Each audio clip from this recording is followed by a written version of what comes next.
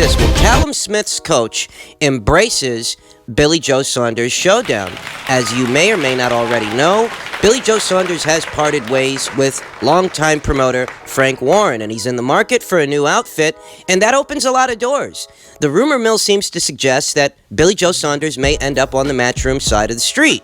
Now, Joe Gallagher, the trainer of Callum Smith, he was quoted as saying, "Hopefully there should be an announcement soon that Callum will announce his fight date and everything else. It will be back in the UK," Gallagher told Sky Sports. "Possibly back end of September, early October. That's the time frame we're looking at, but it could be announced as early as this week. He's a champion. All the other world champions are tied up at the moment. We don't know what's happening with Billy Joe Saunders. The offer wasn't good enough, and that's a fight that's got to happen next year outdoors. Get it built up and everything else. More than likely, a fight with Saunders would be a prime target for 2020. Next year, definitely. Outdoors?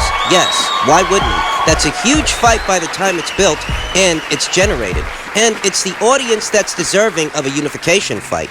Of course he would do that. Billy Joe doesn't duck a challenge. But that's a fight for next year, definitely," Gallagher said. Like I say, Callum Smith will fight again, whether it's in Liverpool in his next fight, which would be a great homecoming for him, and then we'll see after that. We'll see what champions are available and try to get a big fight before Christmas in a unification.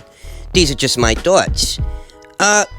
In all likelihood, Billy Joe Saunders ends up on the Matchroom side of the street. I mean, I see no other place for him to go that would better suit his needs now as a super middleweight champion. I see no better place for him to go than to the Matchroom side of the street. It would afford him the opportunity to become a more active fighter while simultaneously building up what could be a unification fight with Callum Smith. I think the desire from Billy Joe Saunders to square off against Callum Smith is an earnest desire. It being that before Billy Joe Saunders left Frank Warren, they actually made an offer to Callum Smith. You guys may or may not be aware. And, you know, the offer, it just wasn't to Callum Smith or Joe Gallagher's liking, but better still, we see that he's making moves. Billy Joe Saunders is heading in a new direction, and I have no doubts that landing these kinds of fights has a lot to do with it. That he's got to get while the getting is good, and if the getting ain't good over there at Queensbury, then he's got to go to where it is. And in the in-between time, in the interim, Callum Smith may see himself in action at least one more time before the year is out, at least one more time before it even becomes about Billy Joe Saunders, and it's the right thing to do. It's the right move to be as active and as busy as he can, to show his face as much as he can, and remind people that he is the consensus #1 super middleweight champion, raise his profile, which ultimately would lend itself to whatever unification fights he can, orchestrate in the future. Now, to be honest, Billy Joe Saunders, a unification fight between Billy Joe Saunders seems more feasible than anything that would involve any of the other champions at the weight, because need I remind you that the other two champions at the weight are PBC guys, and you're going to have a hell of a hard time trying to land a fight with one of those guys. Your next best bet to be involved in a fight of any significance at all at the weight would have to be Billy Joe Saunders. And I'm not surprised that given the recent turn of events, both Joe Gallagher and Callum Smith see the fight as being more feasible now. They're entertaining it more, that it's not just a possibility, but an actual probability. I'm not surprised because the situation has changed. You gotta realize, they could have took that offer, staged the fight before under those circumstances, but neither side would have really made the kind of money that they want to make. It being that, Callum Smith, he's a Sky Sports Matchroom guy. Billy Joe Saunders, he was a Queensbury Promotions BT Sport guy. In that situation, you got all these different fingers in the pie to where if you split the proceeds down the middle, neither side is making the kind of money that they want to make. Why? Well, this fight isn't on the level of a Manny Pacquiao versus Floyd Mayweather, is it? This fight isn't on the level of a Mayweather versus Canelo. This fight isn't on the level of a Canelo versus Golovkin. You understand that there's just not that much money there. Not yet. You'd probably have to build this thing up for 2-3 years before there would be enough money there, enough desire there, and momentum, enough hype, enough build-up to where you can split the proceeds down the middle between the different promoters and the different networks, and everybody's still making the kind of money that they want to make. It could take a very long time. Whereas with this recent change in the situation, this recent turn of events, if Billy ends up on the Matchroom side of the street, it's no longer a question of Is the fight big enough to where both sides can make the kind of money that they want to make? Because they'd both be on the same side, so it's not a question of that anymore. Now it would become a question, if Billy ends up there, it would become a question of, and only a question of, promoting the fight, building it for 1 or 2 interim fights. For either guy. You have Billy go in there, defend his title maybe 1-2 times. You have Callum go in there, defend his title maybe 1-2 times. And while they're doing that, the fight's getting talked about, the fight's getting built up, and, ultimately it culminates into the unification fight. In 1 or 2 fights. It could be as soon as, Billy has an interim, Callum has an interim, and then they fight each other. It could be as soon as that. You gotta take your hat off to Billy Joe Saunders for going about things this way. Because he could have chose to operate independently of the division and just rack up, little paydays here and there fighting the likes of Shafat Isufis and just those kinds of guys. He could have chose to do that. He could have chose to operate independently of the rest of the division, but he chose not to do that. And you gotta take your hat off to him for it. You might not like this guy's fighting style. There are those people, they don't really like Billy, There are some people out there. I think he's a skilled guy. I think he's one of the best counterpunchers in the weight class. Better still, there are those people who aren't big on his particular brand of boxing. Because Billy lives somewhere between a boxer-puncher and a pure boxer. He lives somewhere in there, his base style.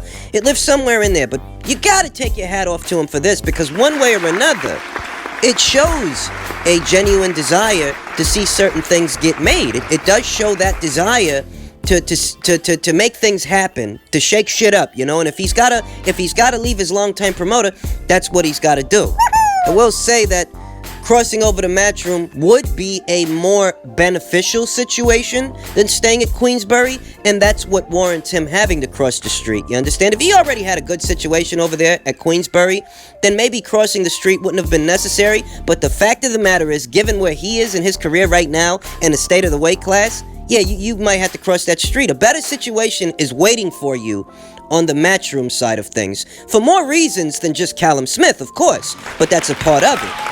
So, we'll see what develops, and, I reiterate, the fight does seem more of a probability now. Not just a possibility, but a probability now than it did before. And just back to the Queensbury, Frank Warren side of things, get a whiff of this. Apparently, Nicola Adams has been crowned the WBO flyweight champion. She's set to be fighting on Daniel Dubois' undercard in September at the Royal Albert Hall.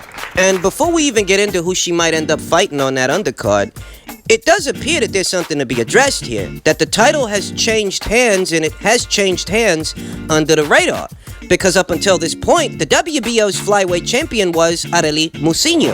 And I don't know if Arely chose to vacate the title or she was stripped of it. Really don't know what happened there. But one way or another, the title seems to have landed in the capable hands of Nicola Adams. You may remember that Nicola was supposed to actually be fighting Arely Musinho for that title some weeks ago, back when it was in Arely's possession.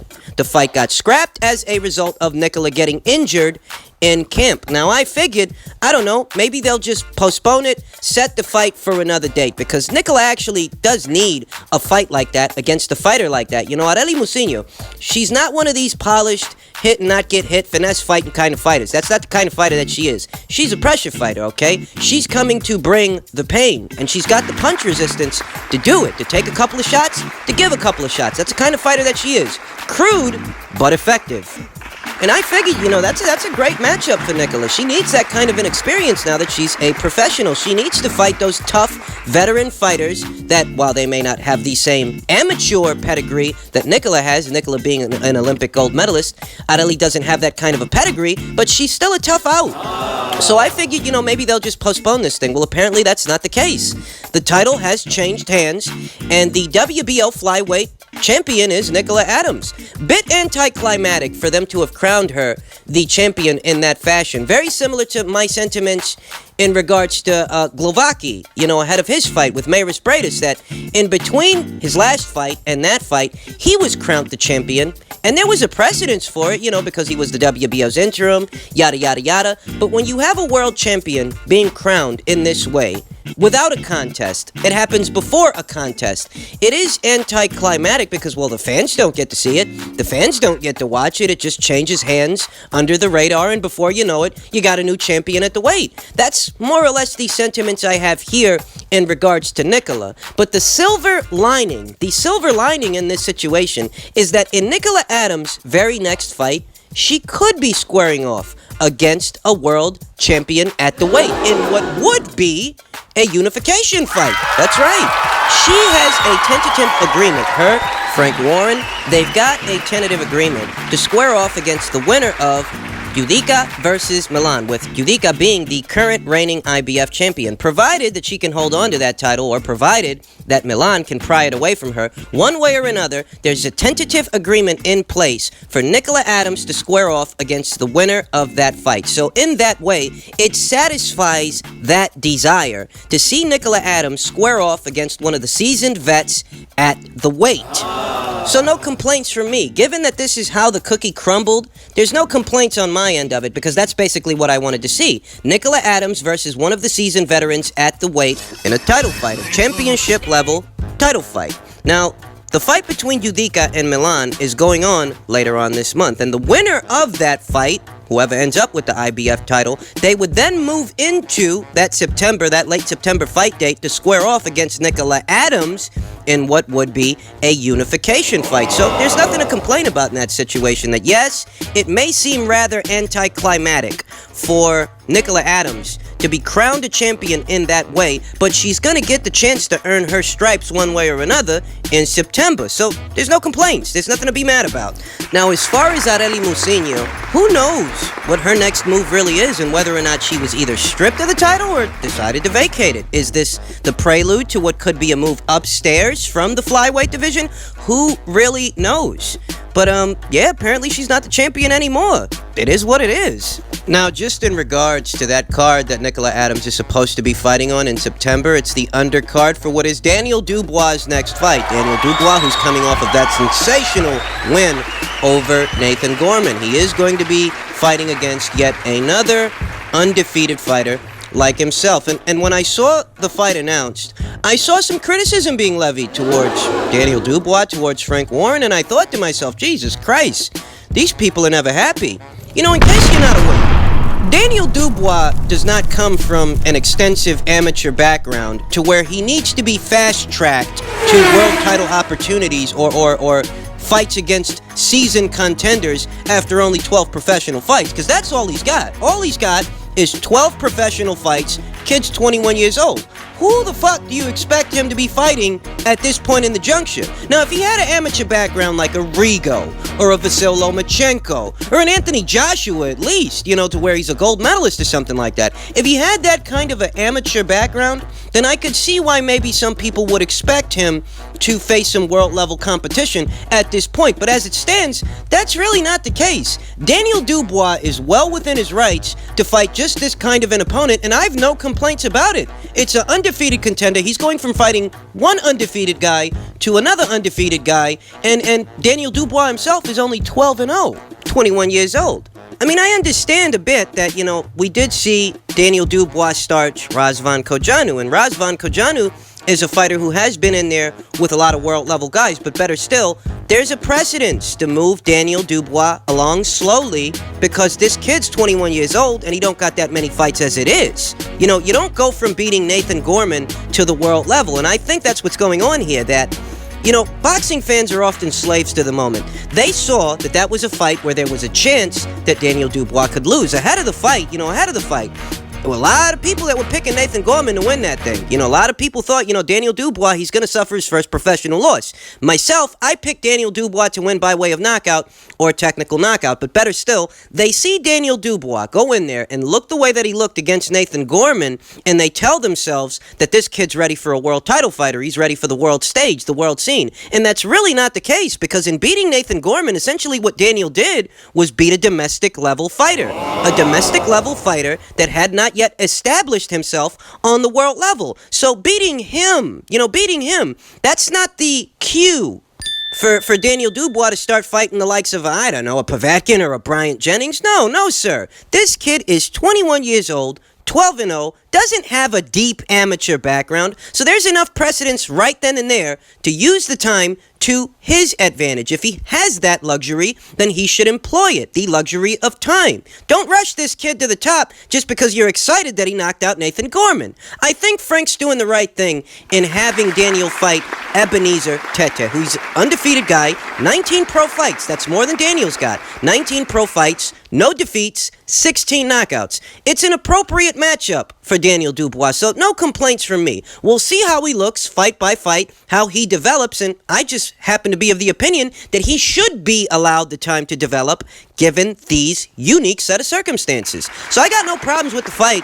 I got no problems with the card. Frankly, I think people complain too fucking much. I mean, Daniel Dubois, for him, he's already fought, 3 times this year? He's fought 3 times this year, and this fight with Tetteh would be his 4th fight of 2019. Now, that's the right kind of schedule for a guy in Daniel Dubois' stage of his career, you understand. Early in a fighter's career, they might fight 4 or 5 times a year, so they're definitely doing right by Daniel Dubois. This kind of a schedule, these kinds of opponents, it's exactly what he needs, and there's no complaints from me. I don't know about you guys, but I got no complaints.